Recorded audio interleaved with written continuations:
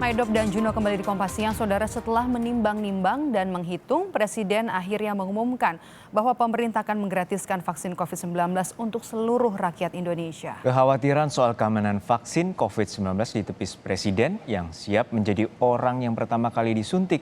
Meski demikian, vaksin mana saja yang nanti akan digunakan masih belum jelas.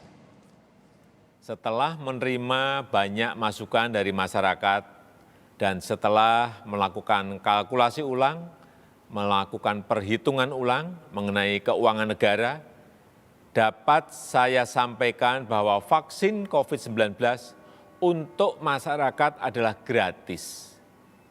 Sekali lagi, gratis, tidak dikenakan biaya sama sekali. Saya juga menginstruksikan dan memerintahkan kepada Menteri Keuangan untuk memprioritaskan dan merealokasi dari anggaran lain terkait ketersediaan dan vaksinasi secara gratis ini, sehingga tidak ada alasan bagi masyarakat untuk tidak mendapatkan vaksin.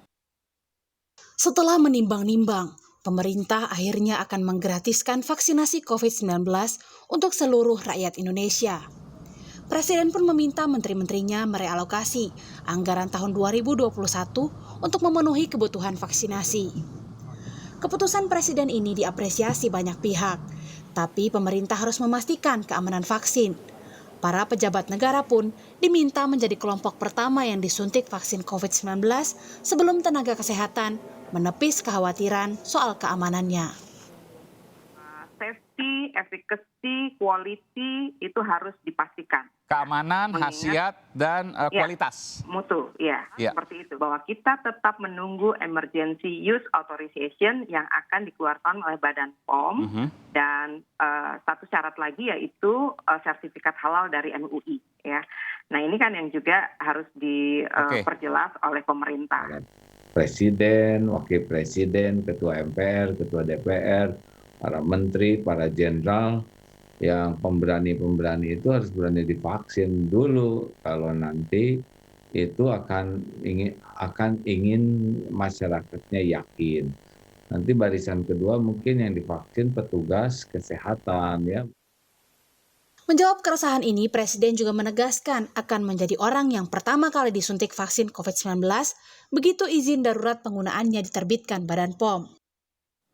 Saya juga ingin tegaskan lagi, nanti saya yang akan menjadi penerima pertama di vaksin pertama kali.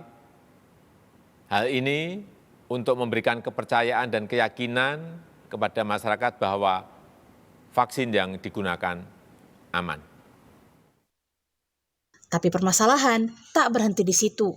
Pertanyaan berikutnya adalah vaksin apa yang nantinya akan digunakan pemerintah untuk memvaksinasi 270 juta rakyat Indonesia.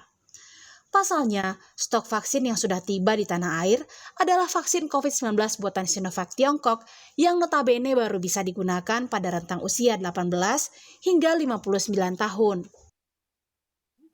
Untuk pasien atau warga Indonesia yang di bawah 18 tahun atau yang di atas 59 tahun. Ya. Nah, itu kan juga mereka perlu juga disentuh vaksinasi kan. Ya. Nah, ini yang juga kemarin setelah kami rapat tersebut juga mudah-mudahan Kemenkes ya dan KPCPN ini bisa mendapatkan jenis vaksin yang juga bisa dipakai untuk di bawah 18 tahun atau di atas 59 tahun. Termasuk juga bagi penderita komorbid. Terlepas dari urusan anggaran yang harus diobrak-abrik untuk menggratiskan vaksinasi COVID-19, pemerintah harus bergerak cepat mengamankan stok vaksin COVID-19 alternatif yang tentu harus dipertimbangkan secara matang dari sisi efektivitas dan keamanannya. Saat ini kalau kita misalnya mau mengadakan vaksinasi pertama di kuartal pertama tahun depan, yang tidak memungkinkan itu Pfizer, Moderna. Ya. Sangat kecil kemungkinan. Karena apa? Karena sudah habis Mas Bayu. Habis pesan negara maju. 80% stok mereka sudah habis. Artinya kalaupun kita ini mungkin di pertengahan atau kuartal ketiga tahun depan. Yang masih memungkinkan mungkin Oxford ataupun tentu yang ada pilihan-pilihan lainnya. Ini diversifikasi vaksin jelas penting. Karena apa dasarnya selain masalah logistik, artinya kecukupan dari kebutuhan kita yang tidak mungkin dicukupi oleh satu jenis vaksin. Kedua adalah kita perlu efektivitas yang berbeda itu. Ya, efektivitas yang berbeda ini tentu yang kita cari yang lebih paling optimal. Sesuai keputusan Menteri Kesehatan 3 Desember lalu, memang ada 6 vaksin COVID-19 yang sudah dilirik pemerintah. Ke-6 vaksin itu diproduksi oleh Bio Farma, AstraZeneca, Sinopharm, Moderna, Pfizer Inc., dan BioNTech, serta Sinovac Biotech. Kita terus berpacu dengan waktu. Hingga saat ini sudah hampir 20.000 nyawa rakyat Indonesia melayang akibat terpapar corona.